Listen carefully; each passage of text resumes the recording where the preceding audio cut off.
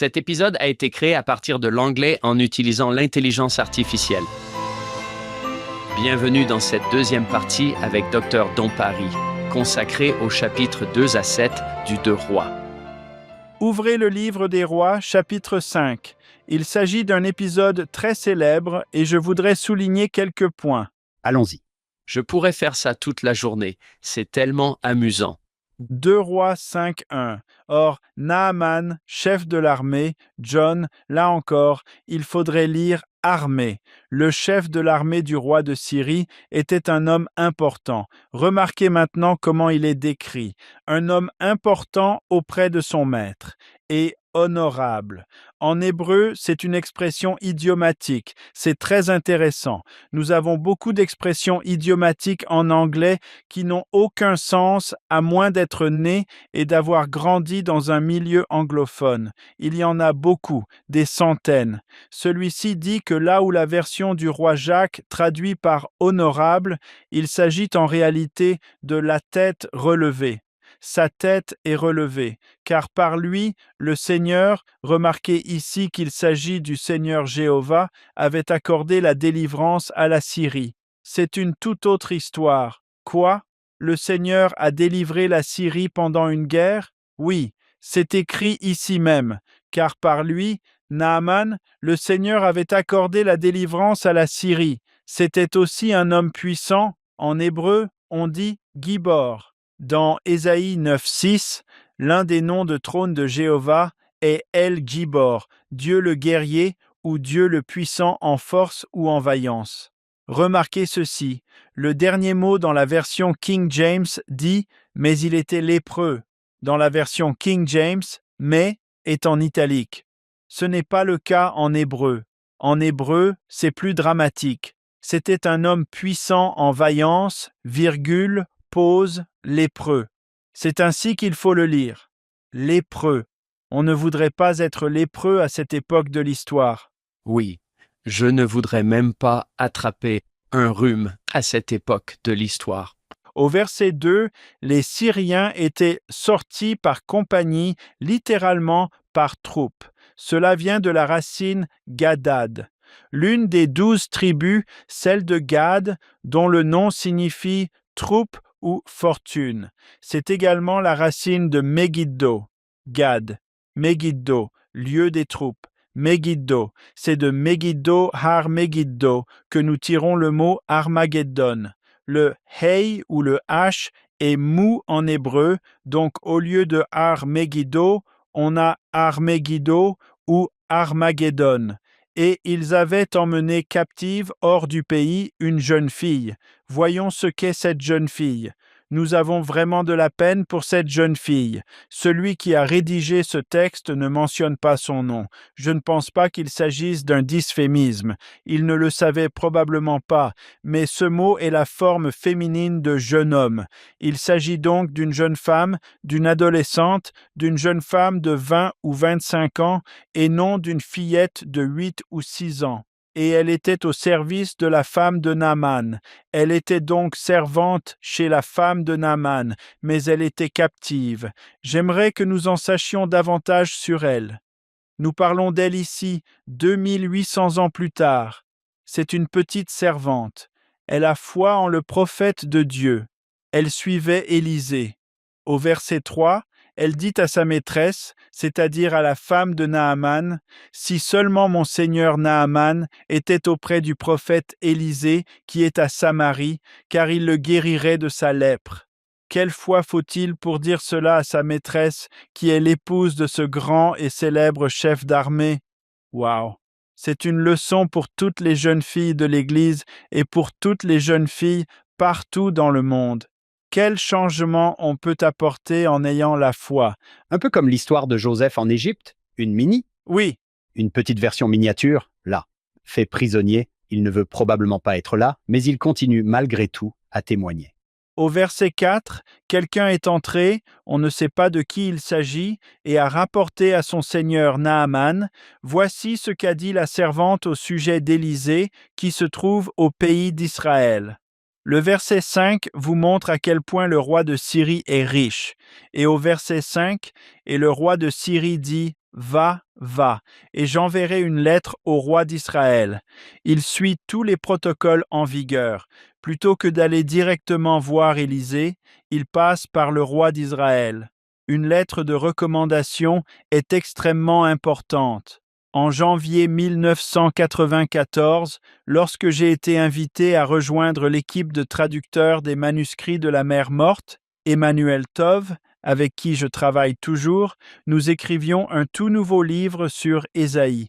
C'est un professeur émérite de l'Université hébraïque de Jérusalem. Il avait rédigé une lettre de recommandation, et c'est similaire ici. Écrire une lettre de recommandation, et cette lettre me permettrait d'accéder au manuscrit de la mer Morte. Va, et j'enverrai une lettre au roi d'Israël. Et lorsqu'il partit, il emporta avec lui 10 talents d'argent. Ce sont des sommes incroyables, ainsi que 6 000 pièces d'or et 10 tenues. C'est intéressant qu'ils aient mentionné cela. C'est ce qu'ils allaient payer à Élisée pour qu'il le guérisse. Ils n'avaient pas tout à fait saisi le concept d'un prophète de Dieu. Maintenant, je vais passer à la suite. L'histoire complète s'étend jusqu'au verset 27. Je voudrais revenir au verset 13 et souligner certains points. Puis-je m'interrompre un instant? J'apprécie particulièrement que notre public puisse entendre parler d'un érudit comme Don Paris, qui n'est pas rejeté parce qu'il est membre de l'Église de Jésus-Christ des saints des derniers jours, mais qui est accepté en raison de son érudition exceptionnelle. Il y a des saints des derniers jours, dotés d'une érudition exceptionnelle qui connaissent les règles de la recherche, ce qui fait qu'on peut leur confier des documents tels que les manuscrits de la mer Morte sans craindre qu'ils ne fassent preuve de partialité ou quoi que ce soit de ce genre, car ils savent comment les examiner et maîtrisent les outils scientifiques nécessaires à leur analyse. J'apprécie beaucoup que vous ayez pu obtenir cette lettre de recommandation, et j'adore entendre ce genre de choses à propos de bon nombre de nos chercheurs. Je tenais donc simplement à m'arrêter un instant pour dire à quel point c'est merveilleux que nous ayons un saint des derniers jours, fidèle et pratiquant, qui figure parmi les personnes de confiance en matière de manuscrits de la mer Morte. Ne trouvez-vous pas cela génial, Hank? Je trouve ça incroyable. J'adore ça. J'apprécie vraiment, John. Merci beaucoup. Cela me rappelle l'une des conférences auxquelles j'ai assisté. Ce n'était pas une conférence pour les saints des derniers jours, mais une conférence pour des universitaires, et nous avions une séance de questions-réponses.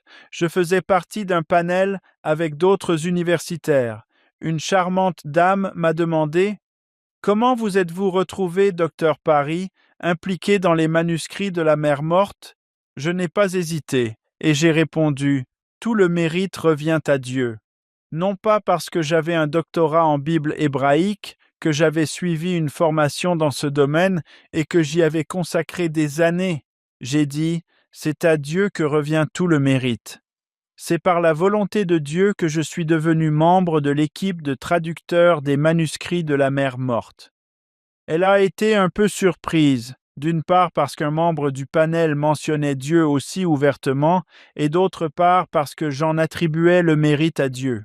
Je pense qu'elle a été surprise dans le bon sens du terme. Avant de poursuivre, je me demandais, Hank, si tu pouvais résumer cette histoire avant que nous passions à la conclusion. Bien sûr, j'adore cette histoire. J'ai donné une conférence intitulée « J'aime mes amis ». Vous pouvez la retrouver sur YouTube. J'y parlais du bon ami de Naaman qui l'empêche de faire une bêtise. Naaman, c'est un sacré prénom, n'est-ce pas? Ses parents se sont sans doute demandé « Comment allons-nous l'appeler ?» Et ils se sont dit « Eh bien, ça, c'est plutôt bien. » Et si on l'appelait Naaman?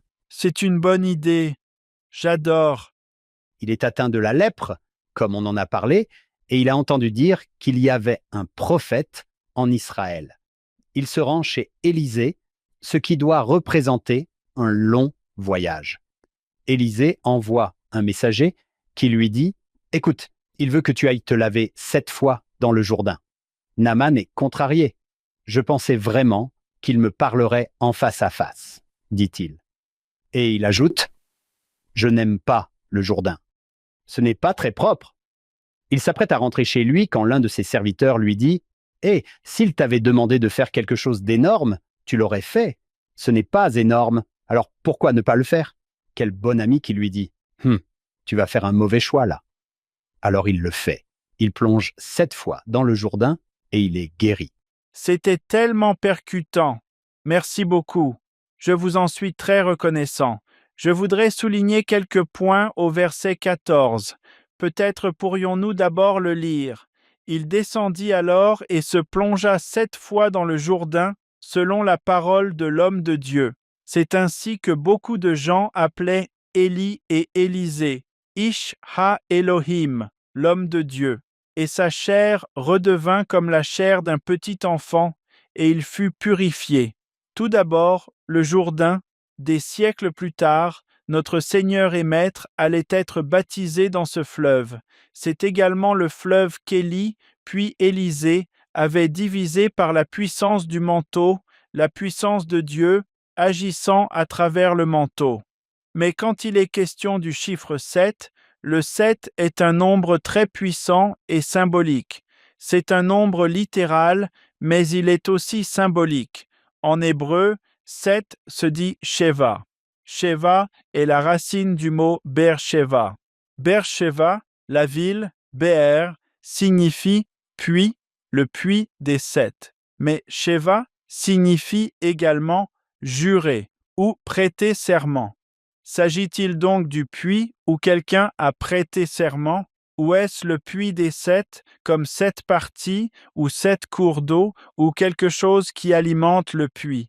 Il y a aussi le célèbre nom de Bathsheba. Bathsheba, souvenez-vous de la veuve d'Uri, l'épouse de David et la mère de Salomon. Bath signifie fille. Il s'agit donc de la fille des 7 ou de la fille d'un serment. Il existe d'autres noms encore, mais le chiffre 7 occupe une place très importante dans le Lévitique, l'Exode et l'Apocalypse, et il est utilisé dans les cérémonies. Je vais vous donner 2 ou 3 exemples parmi peut-être 20 ou 30. Exode 29. Pendant 7 jours, tu feras l'expiation pour l'autel. 7 jours, et le rituel consistait à asperger 7 fois l'autel d'huile sainte. Certains érudits, comme Bullinger, Ethelbert Bullinger, je dis à mes étudiants, si vous avez un enfant et que c'est un garçon, pensez à l'appeler Ethelbert. C'est un célèbre spécialiste de la Bible. C'est un croyant, et les étudiants ne savent pas si je suis sérieux ou non. Il a écrit un livre intitulé « Le nombre dans les Écritures » et il affirme que le chiffre 7 représente la plénitude ou l'achèvement. 7 fois dans le Jourdain. Le Jourdain est un petit fleuve modeste. Puis il est dit que sa chair redevint pure, comme celle d'un petit enfant. C'est fascinant, car c'est la main de Dieu qui guérit Naaman de cette horrible lèpre, afin qu'il puisse remonter à la surface avec une chair qui n'est plus celle d'un commandant de troupes buriné par le vent et brûlé par le soleil, mais désormais celle d'un petit enfant. Et enfin, le dernier point que je voulais souligner, c'est qu'il était pur. Le mot pur est souvent utilisé dans les Écritures pour désigner la pureté rituelle, et il est employé en rapport avec le temple et le fait de devenir pur afin de pouvoir y officier. L'un de mes lexiques précise être moralement pur ou être rituellement pur. Dieu a-t-il rendu Naaman rituellement pur ou moralement pur de tout ce qui s'était passé auparavant dans sa vie? C'est un terme fascinant, c'est un terme chargé de sens.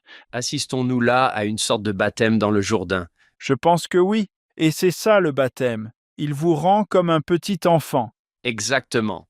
Dieu joue ici le rôle d'un dermatologue. Le mot lèpre est utilisé pour décrire beaucoup de choses différentes, n'est-ce pas? Oui, les spécialistes de l'hébreu affirment aujourd'hui qu'il pourrait s'agir de différentes maladies de peau et non de la lèpre, comme on le pensait autrefois.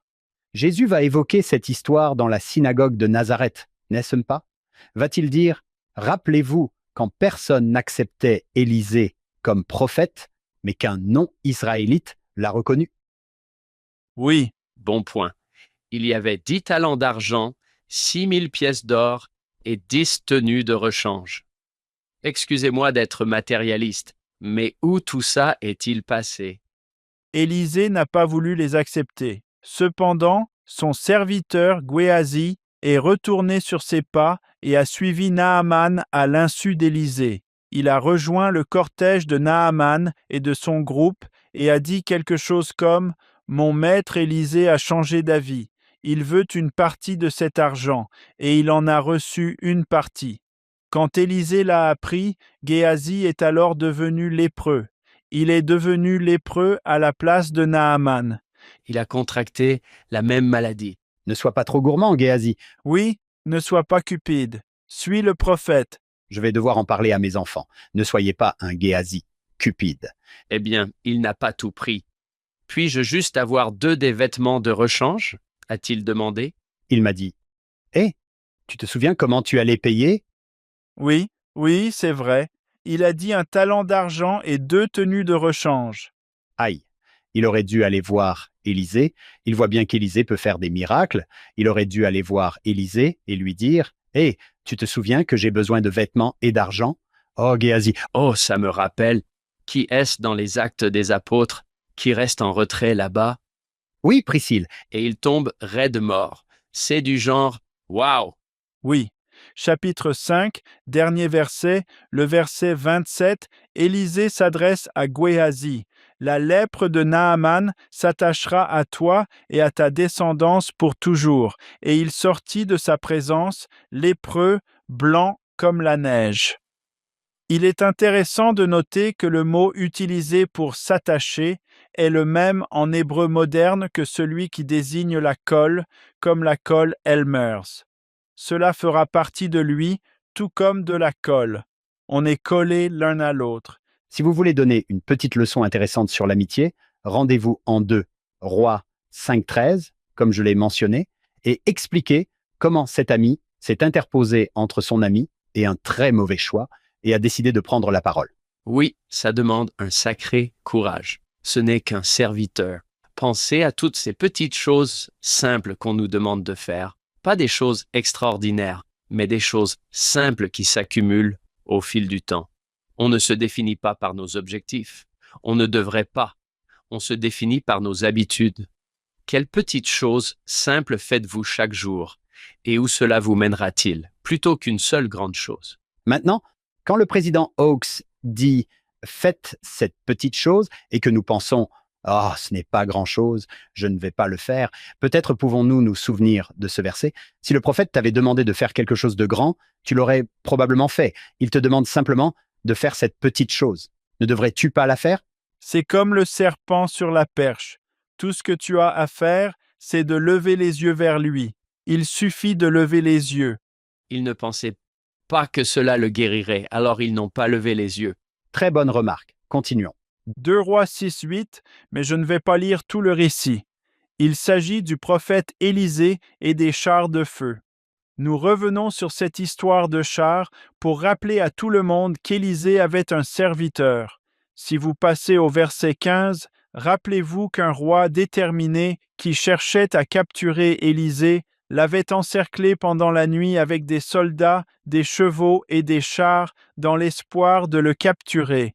Oh, je vous en prie, c'est Élisée. Laissez tomber, restez chez vous, occupez-vous de choses importantes, lisez vos Écritures. Verset 15.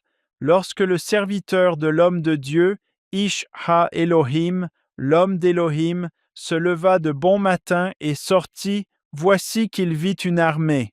Ici, John. By the way, le mot utilisé est différent de celui employé pour armée. Il s'agit du mot shayil. C'est le même mot que l'on retrouve lorsqu'il est question d'une femme vertueuse. En hébreu, ce n'est pas une femme vertueuse, mais une femme puissante. C'est un autre sujet. Ruth est également appelée une femme de puissance, une femme de shayil. Il s'agit d'une armée puissante qui encercle la ville à la fois avec des chevaux et des chars. Ce sont de vrais chevaux, en chair et en os, et de vrais chars. Le serviteur d'Élisée lui dit « Hélas, mon maître, que ferons-nous? Ce que nous dirions en français, que devons-nous faire » Verset 16, Élisée répondit, « Ne crains rien. » Et la raison pour laquelle j'évoque cela, c'est que je vais lire dans un instant 2 citations extraordinaires d'apôtres modernes.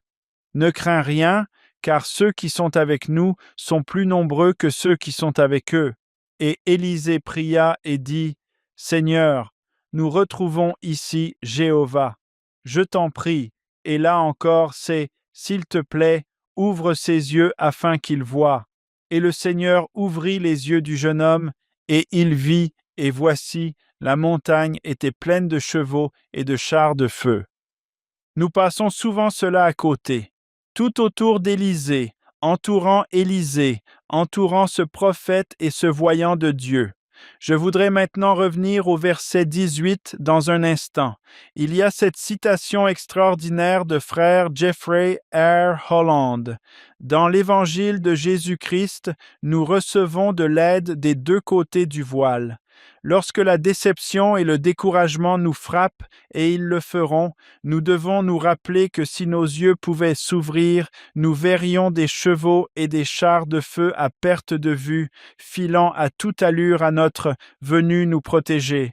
Elles seront toujours là, ces armées célestes venues défendre la postérité d'Abraham. Je voudrais souligner 2 ou 3 points dans ce que je viens de lire. Le premier, c'est que nous verrions des chevaux et des chars de feu. Combien? À perte de vue. J'habite à Woodland Hills. De là, je peux voir le Point of the Mountain. 30 miles peut-être. Des chevaux et des chars à perte de vue. Je crois ce que dit frère Holland. Je ne pense pas qu'il utilise des métaphores ou des symboles. Je pense que c'est réel. Nous pourrions voir des chevaux et des chars. Deuxièmement, ils chevauchent à grande vitesse. Ils ne s'arrêtent pas simplement pour abreuver les chevaux, ni pour prendre leur temps et marcher. Ils chevauchent à grande vitesse pour venir à notre secours. Troisièmement, elles seront toujours là, les armées des cieux. J'y crois. C'est frère Holland. La source est However long and hard the road, pages 13 et 14. Cette citation m'a apporté tant de paix au fil des années. J'en ai une autre. Le président Henry B. Eyring, on la trouve dans un article intitulé « O Ye That Embark », publié dans le magazine Liahona de novembre 2008. Je sais que la promesse des anges de nous soutenir est réelle. Vous voudrez peut-être vous rappeler l'assurance donnée par Élisée à son serviteur effrayé. Cette assurance est la nôtre lorsque nous nous sentons sur le point d'être submergés dans notre service. Élisée a fait face à une opposition réelle et terrible, tout comme ce serviteur d'Élisée. Il y a des points de suspension ici. Tout comme ce serviteur d'Élisée, il y a plus de personnes à vos côtés que celles que vous pouvez voir qui s'opposent à vous. Certaines de celles qui sont avec vous seront invisibles à vos yeux mortels. Fin de citation. Je voudrais maintenant revenir à ce qui arrive à Élisée. Nous sommes de retour dans 2 Rois 6. Nous reprenons au verset 18. Lorsqu'ils descendirent vers lui, Élisée pria l'Éternel et dit, « Frappe ce peuple, je t'en prie, d'aveuglement. » Ce n'est pas encore de la compassion. Attendez un peu. La cécité qui va frapper tout le monde sera temporaire. Et lui, le Seigneur, les frappa de cécité selon la parole d'Élisée. Je ne pense pas qu'il s'agisse littéralement d'une cécité totale, du genre « je ne vois plus rien », mais c'est possible. Verset 19, « Et Élisée leur dit, ce n'est pas ce chemin-là, et ce n'est pas non plus cette ville. Suivez-moi, et je vous conduirai vers l'homme que vous cherchez. » Eh bien, l'homme qu'il cherche, c'est Élisée lui-même, mais il les a conduits à Samarie. Or, ils se trouvent à Dothan. Dothan est à environ 12 miles de Samarie. Élisée va donc les conduire de Dothan, cette ancienne ville biblique, où se trouve aujourd'hui une ville, jusqu'à Samarie, à environ 12 miles de là.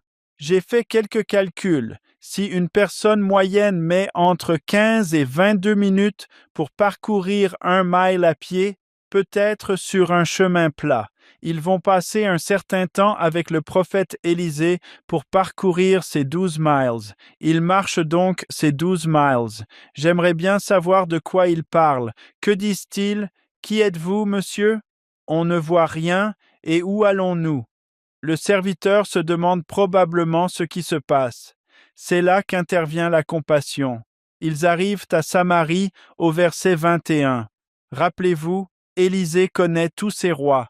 Le roi d'Israël dit à Élisée lorsqu'il les vit, « Mon père », remarquez qu'il s'agit encore une fois du terme « père ». Il ne s'agit pas d'un lien de parenté. C'est une formule de respect. Dois-je les frapper? Élisée a conduit l'ennemi jusqu'à Samarie, cette belle et puissante ville, et le roi s'y trouve. Le roi voit qu'ils sont aveugles et sans défense. Dois-je les frapper? Dois-je les frapper? Et Élisée répondit au verset 22, Tu ne les frapperas pas. Frapperais-tu de l'épée et de ton arc ceux que tu as fait prisonniers? Des prisonniers de guerre, c'est ça? Oui, des prisonniers de guerre, et c'est là que réside la compassion. Ne les frappez pas, mettez du pain et de l'eau devant eux, afin qu'ils puissent manger et boire, puis retourner auprès de leur maître. Ce sont les paroles du prophète Élisée. Ce sont ces mêmes personnes qui avaient tenté de le capturer. Elles étaient à ses trousses. Elles l'avaient encerclé. C'est une série d'histoires très fortes. J'aimerais revenir au verset 16. Quand je le lis, je pense toujours à la promesse contenue dans la prière et la Sainte Seine, selon laquelle ils auront toujours son esprit avec eux. J'adore ça. Si nous avons l'esprit avec nous, alors ceux qui sont avec nous sont plus nombreux que ceux qui sont avec eux, n'est-ce pas? J'adore ça. Dieu et une autre personne, ça fait une majorité, n'est-ce pas? Si vous avez l'esprit avec vous, cette promesse que Dieu est avec nous, c'est le nom de Jésus, Dieu avec nous, Emmanuel. On le voit si souvent qu'on n'a jamais besoin d'être seul. Dieu peut être avec nous. J'adore ça. J'apprécie énormément cela. Vous savez, en tant qu'enseignant auprès des jeunes, c'est exactement ce qu'Élisée a prié. S'il te plaît, ouvre leurs yeux pour qu'ils puissent voir. Oh, qu'ils puissent voir ce que je vois. Oui, Et seul le Seigneur peut le faire. On ne peut pas les forcer à ouvrir les yeux. C'est pareil pour mes enfants, n'est-ce pas? Oh, j'espère qu'ils verront. Seigneur, aide-moi. Seigneur, ouvre leurs yeux pour qu'ils puissent voir. C'est une belle prière. j'adore. Merci. Nous avons parlé d'Élisée comme d'un type et du nombre de Jésus. En effet, absolument, sans aucun doute, il était un type et une ombre de Jésus. Vous vous souvenez de Moïse 6,63? Toute chose témoigne de moi. Je voudrais en examiner un autre. Il se trouve dans 2 Rois 13. Il s'agit de 2 versets. Ce sont des versets puissants. Je me demande si, parfois, nous ne lisons pas ce texte si vite que nous ne voyons pas vraiment ce qui s'y passe. 2 Rois 13:20, Élisée mourut et on l'enterra. Remarquez qu'il n'est pas précisé qui l'a enterré, mais simplement qu'ils l'ont enterré. Le sujet n'est donc pas explicitement mentionné, c'est le peuple qui l'a enterré. Et les bandes, ici, il faudrait lire troupes. Les troupes, c'est-à-dire les soldats moabites, ont envahi le pays vers la fin de l'année, probablement au moment du Nouvel An. Les Moabites font leur entrée dans le pays. Nous avons déjà parlé des Moabites, et ils envahissent le territoire des Israélites. Ils entrent, envahissent, sortent, entrent, envahissent, sortent. Élisée est mort et il est enterré, verset 21, et il arriva alors qu'ils enterraient un autre homme, un homme dont le nom n'est pas mentionné. Ils ont ce cortège, ils sont en train d'enterrer cet autre homme, quand soudain ils aperçurent une bande ou une troupe de Moabites. Dans la précipitation, au lieu d'accorder à ce deuxième homme une sépulture digne de ce nom, car voici l'ennemi qui arrive, ils jetèrent l'homme dans le sépulcre d'Élisée. Et lorsque l'homme fut descendu, jeté dans ce tombeau, et qu'il toucha les os d'Élisée, le mort revint à la vie et se leva sur ses pieds. Même après la mort du prophète Élisée, ce deuxième homme a été ramené à la vie. Cet homme a été ramené à la vie mortelle lorsqu'il a touché les ossements d'Élisée. Et nous savons également que, grâce à la mort et à la résurrection de Jésus, nous ressusciterons. Oui, c'est un excellent type. Il n'a pas été ressuscité. Comme vous l'avez dit, il a été ramené à la vie mortelle car il n'y a pas encore de résurrection. Celle-ci sera l'œuvre du Christ, mais il a été ramené à la vie mortelle. Eh bien, il y a encore un autre passage où Élisée est un type du Christ, comme vous nous en avez montré tant aujourd'hui. Encore un autre. Fantastique. Dont je lis plus loin et je viens de jeter un œil à 2 Rois 13, 23. L'Éternel leur fit grâce, eut pitié d'eux et les épargna à cause de son alliance avec Abraham, Isaac et Jacob. Il ne voulut pas les détruire et il ne les chassa pas encore de sa présence. C'est un verset plein d'espoir, n'est-ce pas? On y retrouve l'alliance abrahamique. Oh, j'adore ça. Excellent. 2 réflexions pour conclure. La première concerne l'idée des 17 secondes. Qu'est-ce que j'entends par 17 secondes? Selon une étude, les personnes qui se rendent dans des musées d'art passent en moyenne 17 secondes à regarder un tableau. 17 secondes. C'est bien trop rapide. Cela a incité un certain Phil Terry en 2009 à lancer une initiative appelée Slow Art Day. L'idée était d'encourager les visiteurs à se rendre dans un musée et à passer 5 à 10 minutes à regarder une œuvre d'art, à l'étudier de près, puis à la contempler de plus loin. Premièrement, j'espère sincèrement que notre public passera plus de 17 secondes à lire un verset, puis un autre, puis encore un autre. J'espère que nous étudierons ces versets de près et avec attention. Lorsque j'enseigne la Bible hébraïque, il nous arrive parfois de passer 1 heure à lire un seul verset en hébreu et à en discuter les différentes parties et les différents aspects. Et je ne parle pas seulement de grammaire, je veux dire, que signifie ce verset? Que signifie-t-il pour nous? Que signifiait-il pour les anciens? Comment pouvons-nous l'appliquer à notre situation? Voilà le premier point. Le deuxième point est que je souhaite rendre un témoignage solennel. Je veux me présenter comme le témoin de quelqu'un qui a étudié la Bible hébraïque avec soin et qui l'enseigne depuis 34 ans. La Bible hébraïque et toutes les Écritures rendent témoignage de notre Seigneur et Sauveur, Jésus-Christ. Ce n'est pas une croyance, c'est une certitude. Grâce au pouvoir du Saint-Esprit, nous pouvons tout savoir. Je tiens donc à rendre solennellement ce témoignage. Merci, Don. John, combien de notes as-tu prises?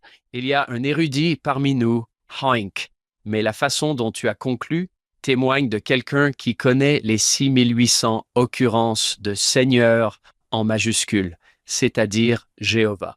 J'adore l'idée des noms théophores, car il y en a tellement qui contiennent Ia comme Jéhovah, ou El comme Michel, Daniel ou Nathanaël. C'est tellement amusant de voir les noms de Dieu dans les noms des gens, à quel point c'était important pour eux, pour leur identité, que nous prenions sur nous le nom du Christ.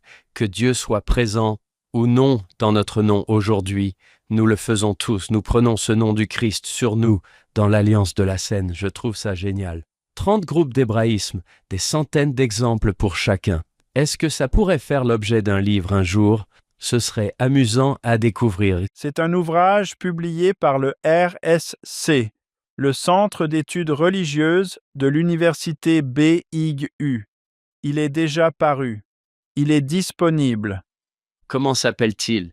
Il s'intitule « Préservé dans la traduction, hébraïsme et autres formes littéraires anciennes dans le livre de Mormon, 2020 ». Dont j'ai quelques questions à vous poser. Premièrement, il est évident, pour tous ceux qui nous écoutent, que vous aimez les Écritures. Tout le monde n'en est pas là. Pouvez-vous aider ceux qui nous écoutent et qui souhaitent en arriver là? Comment peuvent-ils y parvenir? C'est une excellente question. Je suggérerais d'y aller petit à petit, ligne après ligne, peut-être en commençant par un verset, en l'étudiant plus en profondeur qu'on ne s'y sentirait à l'aise au premier abord, et en se posant des questions sur ce verset. Il devrait y avoir au moins 2 points de vue. Il existe 6 points de vue pour chaque verset des Écritures publiées, 6 points de vue. Le premier est « Que signifiait ce verset pour les auditeurs ?» Quand Ésaïe parlait, quand Néphi, Alma, Élisée s'exprimaient, que signifiait-il pour eux? Un autre de ces 6 points de vue est « Que signifie-t-il pour moi? Comment peut-il changer ma vie ?» Prenez votre temps. Au lieu de 17 secondes, prenez quelques minutes. Posez-vous beaucoup de questions. Je fais le parallèle avec ma propre expérience. Il y a des années, j'allais régulièrement à la salle de sport et j'avais un programme d'entraînement bien défini. Il y a environ 3 ans, je suis retourné à la salle de sport. J'étais un peu hésitant et j'ai commencé petit à petit. Mon médecin m'a dit d'y aller doucement, vu que j'avais plus de 40 ans. J'ai donc commencé doucement, puis j'ai progressé. Et aujourd'hui, je fais 630 répétitions avec différents poids. Je vais faire cet exercice-là. Je vais faire 10, 10, 10, 10, 10, 3 séries de 10. J'en fais 630. Maintenant, je me sens comme chez moi à la salle de sport. Je me souviens que le premier jour où j'y suis allé, il y avait un stepper à la salle de sport de BYU. Je me suis entraîné sur ce stepper et je suis monté jusqu'au 10e étage. Je haletais et je me demandais, est-ce que ça en vaut la peine? J'ai jeté un œil au gars à côté de moi. J'en étais au 9e étage. Lui, il en était au 99e étage, le gars à côté de moi. J'avoue que j'étais tellement reconnaissant que la BYU ait retiré ses simulateurs d'escalier. Il y en avait 2 dans la salle de sport. Tout comme je me suis mis au poids, maintenant j'ai confiance en moi. J'ai une routine bien établie et un programme précis et j'y vais le lundi, le mercredi et le vendredi avec une régularité d'horloge. Même si je voyage à l'étranger, je trouve un hôtel ou un bateau de croisière et je m'y mets. Et les Écritures sont 1000 fois plus importantes que ce que je dis à propos de l'entraînement. Mais ne vous contentez pas de les parcourir en quelques secondes. Étudiez-les, puis passez au verset suivant. Cela ne doit pas vous empêcher de lire 1 ou 2 chapitres du livre de Mormon. Nous sommes tous très occupés, mais consacrez-y simplement plus de temps. C'est ce que je vous suggère. Je viens d'envoyer un SMS à l'entraîneur Sitake au sujet de vos 630 répétitions. Il doit vous connaître. Avez-vous dit qu'il y avait 6 séries? Qu'est-ce que cela signifie pour eux? Qu'est-ce que cela signifie pour moi? On les appelle les 6 perspectives. Vous pouvez appliquer ces 6 perspectives à toutes les Écritures. La première consiste à lire les Écritures dans leur contexte historique. Les érudits appellent cela la perspective proche ou la perspective contemporaine. Qu'est-ce que cela signifiait à l'époque de Moïse, d'Ésaïe, d'Amos, d'Anne, de Ruth, d'Alma et de Moroni? Qu'est-ce que cela signifiait pour eux? Lisez les Écritures dans leur contexte. C'est une lecture exégétique, n'est-ce pas, Don? Oui. Le deuxième point concerne l'interprétation des prophéties. On appelle cela une vision lointaine, c'est-à-dire une lecture qui se projette dans l'avenir. C'est le cas, par exemple, d'Ésaïe 53. Vous lisez Ésaïe 53. Qu'est-ce que cela signifie? Plusieurs auteurs du Nouveau Testament, ainsi qu'Abinadi dans le livre de Mormon, relient tous Ésaïe 53 ou des parties de ce chapitre à Jésus-Christ et au Messie. En ce qui concerne l'interprétation des prophéties, certaines personnes affirment que les prophéties n'existent pas. Les prophètes ne peuvent pas prophétiser, pas les saints des derniers jours. Je parle simplement de personnes extérieures, de différents érudits. Le troisième point consiste à reconnaître les prophéties à double ou multiple accomplissement. C'est ce qu'on appelle la lecture d'une vision proche et d'une vision lointaine. Le président Oaks en a déjà parlé et a donné des exemples montrant comment certaines prophéties ont des accomplissements multiples. Une même prophétie peut avoir 2 accomplissements valides et légitimes. C'est un point très important. C'est le point numéro 3. Une personne m'a dit « Oh, ça n'existe pas, ça n'existe pas, on ne peut pas avoir deux prophéties légitimes. » Je me contente de citer le président Oakes à ce sujet. Le 4e point consiste à appliquer les paroles d'Ésaïe à notre situation. Ce n'est pas seulement un enseignement du livre de Mormon. Nous appliquons les Écritures à notre situation, mais les Juifs esséniens qui possèdent les manuscrits de la mer morte, il existe des mots hébreux pour cela, appliquent les Écritures à leur propre situation. Par exemple, ils prenaient Ésaïe. C'est ce qu'on appelle un pécheur. P-E-S-H-E-R. Pécheur. Ils lisaient un verset d'Ésaïe et l'appliquaient à leur propre communauté. Eh bien, nous sommes invités à faire de même et nous pouvons le faire avec n'importe quel verset des Écritures. Il parle de Goël ou Rédempteur avec un R minuscule. Dans le chapitre 4 du livre de Ruth, comment cela peut-il s'appliquer à moi et au Sauveur, qui est le Rédempteur avec un R majuscule, le Rédempteur d'Israël? N'importe quel verset, n'importe quel sujet. La 5e des 6 approches consiste à lire un passage des Écritures pour des raisons personnelles, c'est-à-dire pour s'instruire personnellement, pour recevoir des conseils spirituels à des fins de dévotion, pour recevoir une révélation personnelle ou pour d'autres raisons. Voici un exemple. Moi, dans Paris, j'ai besoin de savoir où faire mes études supérieures, par exemple, qui épouser. Que vais-je faire de ma vie, de mon métier, de mon... Et vous lisez les Écritures, et le Seigneur vous révélera quelque chose personnellement qui n'aura peut-être rien à voir avec le passage que vous lisez. Vous lisez Ésaïe, Ézéchiel, Alma ou Néphi, et vous recevez cette lumière, la lumière, le Saint-Esprit qui vous inspirera. Don, tu dois inclure l'Université hébraïque de Jérusalem dans tes études supérieures. La raison te sera révélée plus tard. Je n'ai pas les moyens d'emmener 4 enfants en Israël. Comment vais-je faire? Donc, c'est moi qui m'en charge.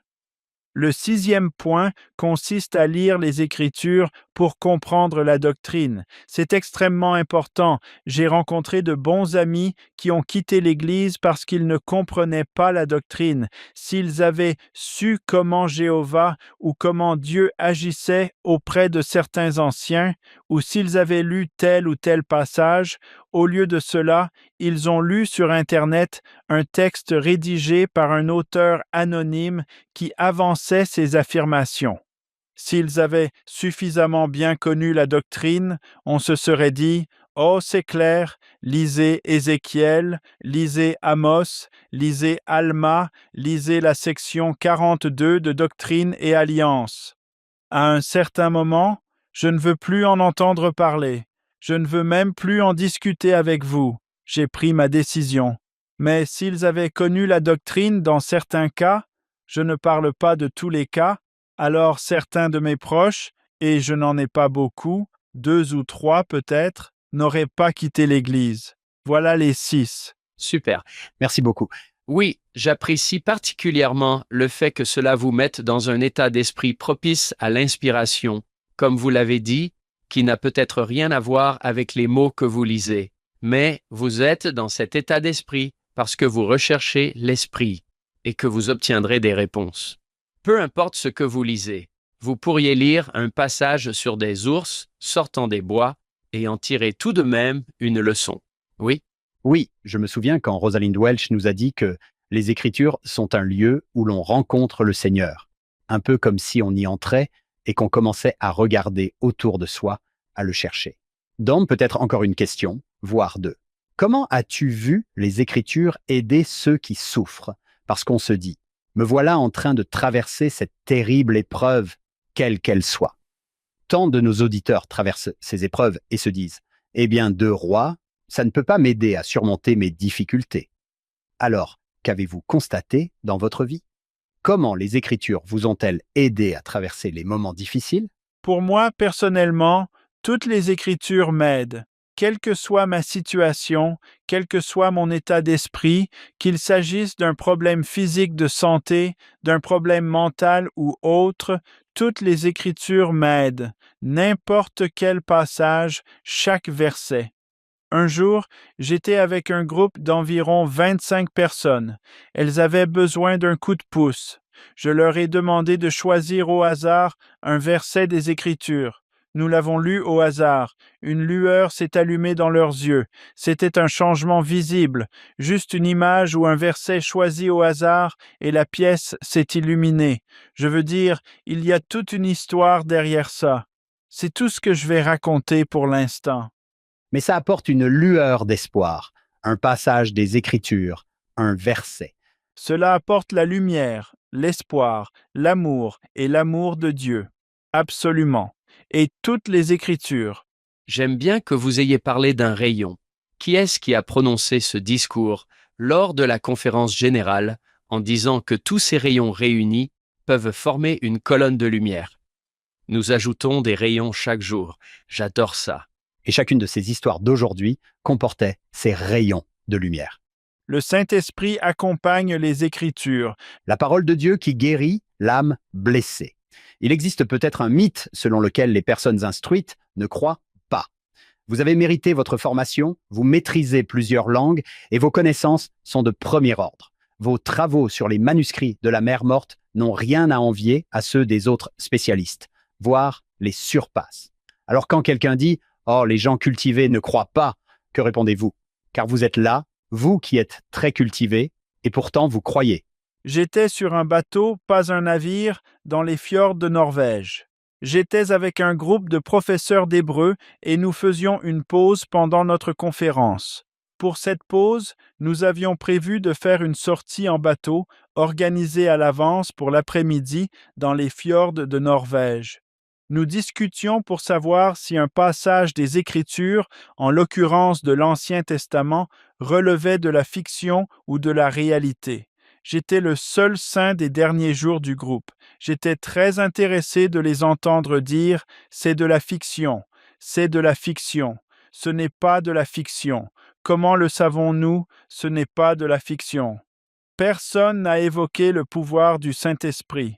Finalement, l'un d'entre eux a déclaré « Je vais conclure ce débat et trancher la question. » Et cette personne l'a dit avec une certaine assurance et un ton définitif. Tout ce qui se trouve dans l'Ancien Testament est de la fiction jusqu'à l'époque du roi David.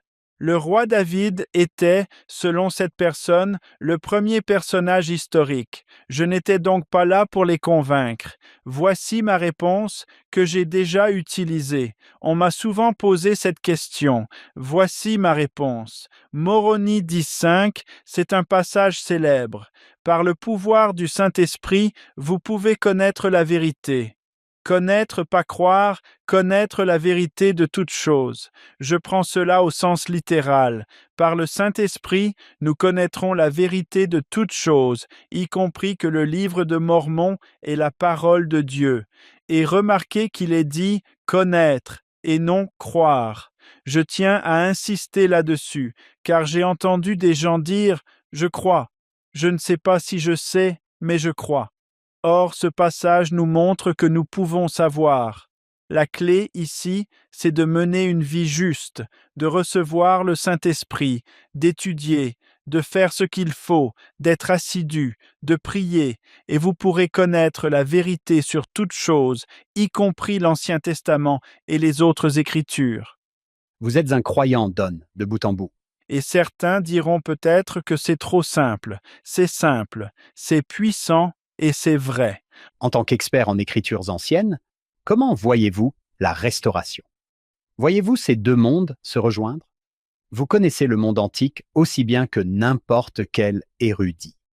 Et vous voilà dans les temples des saints des derniers jours, en train de lire les écritures de la restauration des saints des derniers jours. Avez-vous vu ces deux mondes se rejoindre? Oh, absolument. Sans aucun doute, sans hésitation. Je vais vous donner un exemple. Je me trouvais à Huntington Beach, en Californie, pour faire une présentation sur les temples de l'Antiquité. le tabernacle de Moïse et le temple de Salomon. Le pieux avait organisé une exposition. Ils avaient en fait une maquette complète du tabernacle de Moïse, la même que celle qui était venue à l'université Brigham Young. Un homme s'est approché de moi et m'a dit « Votre temple de Salt Lake n'a rien à voir avec les temples de l'Antiquité, rien du tout. » Il était catégorique. Son visage était rouge de colère. Il était prêt à en découdre. Je ne me suis pas lancé dans la bataille. J'ai fait preuve de prudence. Il existe environ 30 correspondances entre les temples anciens et les temples modernes. Voici un exemple pour répondre à votre question sur le rétablissement. Joseph Smith, lorsqu'il a rétabli notre temple par le pouvoir de Dieu, par le pouvoir de l'Esprit et avec l'aide des anges, a rétabli 30 correspondances entre les temples anciens et les temples modernes. 30, peut-être 35, mais j'arrondis à 30. 30 correspondances, c'est stupéfiant. Le président Nelson a souvent souligné que notre temple est une restauration des temples anciens ainsi que des doctrines de ces temples anciens. Il a fait plusieurs remarques à ce sujet, plusieurs déclarations. Ce n'est là qu'un aspect parmi d'autres. Je pourrais vous donner plusieurs exemples de correspondances entre les temples anciens et modernes qui sont stupéfiants. Je vais vous donner un exemple avec les vêtements sacrés. Un autre exemple concerne les degrés de sainteté. Combien d'entre vous connaissent les degrés de sainteté? L'idée selon laquelle on commence par un espace sacré, puis on passe à un espace plus saint, et enfin à l'espace le plus saint, le Saint des Saints. Nous retrouvons cela dans nos temples. C'est également un thème majeur du tabernacle de Moïse et du temple de Salomon. On le retrouve dans le temple d'Hérode. Devinez quoi? On la retrouve dans le rouleau du temple, un rouleau de 28 pieds découvert parmi les manuscrits de la Mer Morte dans les années 1950. Un autre exemple du rétablissement est la parution du Livre de Mormon. Nous en avons déjà beaucoup parlé, ainsi que des expressions de type hébraïque que l'on trouve dans le Livre de Mormon. Je suis stupéfait. C'est le rétablissement par l'intermédiaire du prophète et du voyant Joseph Smith, et ce rétablissement se poursuit, a déclaré le président Nelson. Le livre de Moïse contient de nombreux hébraïsmes. Personne ne s'est encore penché sur la question. Nous avons étudié le livre de Mormon de manière approfondie. Cela ne veut pas dire que nous avons achevé cette étude. Personne n'a encore étudié le livre de Moïse. Il regorge d'hébraïsmes. J'ai donné tant de veillées sur les temples et les correspondances. J'ai également raconté, il y a des années, au département des temples de l'Église que j'étais allé parler aux architectes et qu'ils avaient organisé une retraite. Les gens doivent se demander comment Joseph Smith a-t-il pu voir juste? Voici un autre exemple. Les temples anciens et modernes enseignent des vérités puissantes concernant l'expiation. Le président Russell M. Nelson a déclaré que le fondement de chaque ordonnance et alliance du temple, le cœur du plan du salut, est l'expiation de Jésus-Christ. Chaque activité, chaque leçon, tout ce que nous faisons dans l'Église renvoie au Seigneur et à sa sainte maison. Nos efforts pour proclamer l'Évangile, perfectionner les saints et racheter les morts mènent tous au temple. Mais voici la clé. Le fondement de chaque ordonnance et alliance du temple est l'expiation de Jésus. Revenons maintenant à la loi de Moïse. La loi de Moïse atteste le mot hébreu kapar ou kipper selon la forme verbale qui signifie expier ou expiation, le mot expiation. On le retrouve 80 fois en rapport avec le tabernacle et le temple, 10 fois dans l'Exode, 49 fois dans le Lévitique, 18 fois dans les Nombres et 3 fois dans le Deutéronome. Le temple, l'ancien temple, était une institution centrée sur l'expiation. Point final. Cela ne veut pas dire pour autant que toutes les religions du monde croient que l'expiation renvoie à Jésus. C'est une approche chrétienne. J'adore l'idée qu'ils aient emporté un temple avec eux, le tabernacle, qui l'ait entouré, la façon dont ils campaient, que ce fut le centre de leur vie, littéralement, physiquement, le centre de leur vie. Puis, lorsqu'ils sont enfin arrivés à Jérusalem, ils ont construit ce centre et tout semblait s'articuler autour du temple. Et regardez le rétablissement. Quelle était la priorité absolue? Nous devions construire un temple, et partout où ils allaient, nous devions construire un temple. John, c'est l'un des 30 points, cette idée que le temple est le centre. Bien vu. Que pensez-vous du livre de Mormon, compte tenu de votre formation en langue ancienne? Tout d'abord, je témoigne que c'est la parole de Dieu et qu'elle a été transmise par le prophète, et voyant Joseph Smith sans l'ombre d'un doute, lorsque je lis le livre de Mormon, j'y vois l'Israël antique, la culture israélite antique et des expressions hébraïques anciennes tout au long du livre de Mormon, peut-être même à chaque page. À quel point cet agriculteur devrait-il être doué, John? C'était bel et bien un prophète et un voyant. C'est la seule explication possible, le don et la puissance de Dieu. Le don et la puissance de Dieu. Même un érudit possédant toutes les connaissances du monde n'aurait pas pu écrire cela en si peu de temps. Mais l'écrire, quoi? En quelques semaines pour le traduire? J'ai identifié, d'autres l'ont fait aussi, mais j'ai identifié 292 chiasmes dans le livre de Mormon. De bons chiasmes. Si vous dites « D'accord, on vous donne 12 semaines ou 10 semaines pour écrire 292 chiasmes, rien que ça, mais en les plaçant dans un contexte, en les intégrant dans un récit, en les insérant dans le livre de Mormon. C'est tout simplement impossible. » Essayez de dicter les 36 que vous avez en tête. Oh, bien sûr. Oui, c'est ça. Oui, il suffit de l'inventer sur le moment, c'est ça? Oui, je n'ai aucun doute concernant le livre de Mormon. Aucun doute. C'est un texte ancien, il provient du monde antique. Don, merci. Non seulement vous nous avez guidés à travers le livre des rois, mais votre témoignage a fortifié de nombreux auditeurs. Ce fut un véritable plaisir. John, je me souviens qu'il y a environ 10 ans, bien avant que nous lancions cette émission, je lisais un livre de Don et l'Apocalypse, en préparation d'une leçon. Et si vous m'aviez dit, au fait, toi et John, by the way, vous allez interviewer le docteur Parry dans un podcast, j'aurais eu tout un tas de questions. Don, merci d'être ici et d'avoir pris le temps de nous rejoindre. Quel immense privilège éternel que de parler du Seigneur. Le Seigneur est Élisée, le Seigneur est Élie. Le Seigneur est les miracles, le Seigneur est l'ancien Israël. Quel privilège! Et il est toujours un Dieu de miracles. C'est un Dieu des miracles. Don, merci. Sur ce, nous tenons à remercier Dr Don Parry de nous avoir accompagnés aujourd'hui. Nous remercions également notre productrice exécutive, Shannon Sorensen, ainsi que nos sponsors, David et Verla Sorensen. À chaque épisode, nous rendons hommage à notre fondateur, Steve Sorensen. Nous espérons que vous serez à nouveau parmi nous la semaine prochaine. Nous allons poursuivre notre parcours à travers l'Ancien Testament sur Follow Him. Pour remercier nos merveilleux auditeurs, nous aimerions vous offrir la version numérique de notre livre, Finding Jesus Christ in the Old Testament. Il propose des réflexions courtes et enrichissantes tirées de nos précédents épisodes consacrés à l'Ancien Testament. Rendez-vous sur followhim.co, c'est-à-dire followhim.co, pour télécharger votre exemplaire gratuit dès aujourd'hui. Vous y trouverez également le lien pour acheter l'édition papier. Merci de faire partie de notre famille Follow Him. Bien sûr, rien de tout cela ne serait possible sans notre incroyable équipe de production.